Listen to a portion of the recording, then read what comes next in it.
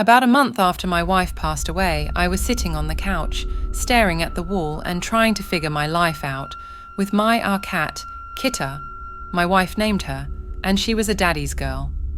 Kitta perked her head up and looked towards the kitchen door and made a little chirping sound she always made when she saw my wife.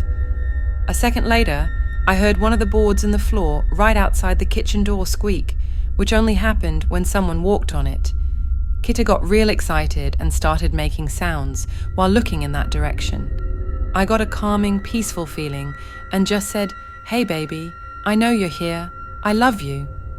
After that, the feeling went away, and Kitta settled back down in my lap.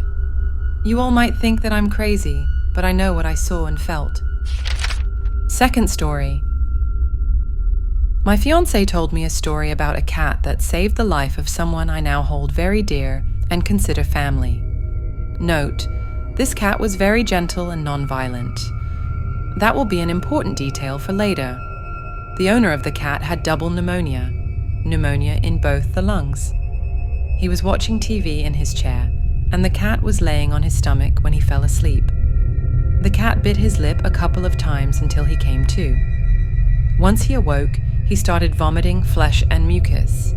He went to the doctor, and the tests they ran divulged that he had stopped breathing for about 45 seconds. The doctor said that he would have been dead if his cat didn't wake him up. Another detail, he felt his lips were liquid intensely as they were very wet and felt like they had been scrubbed by sandpaper. The cat was also yowling and meowing worriedly at him when he came to. My guess is he stopped breathing.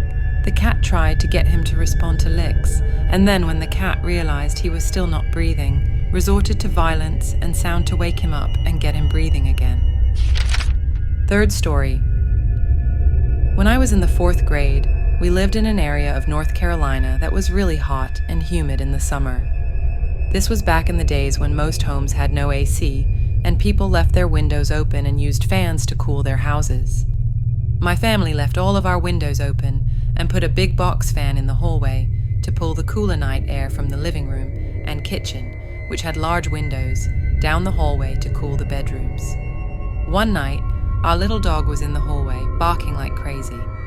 She seldom barked unless a stranger came into the house, so her barking was concerning. My dad, he was a policeman at the time, got his revolver and ran into the hallway to discover that the box fan was on fire. Dad put out the fire with a blanket. The fan was destroyed, and the hardwood floor in the hallway was scorched. This was in the days before smoke detectors, so we may have died from smoke inhalation or burned to death if not for our little dog being so alert. Rippy Sugar, you really were a good doggy, gone now for close to 50 years, but not ever forgotten and still loved and talked about often.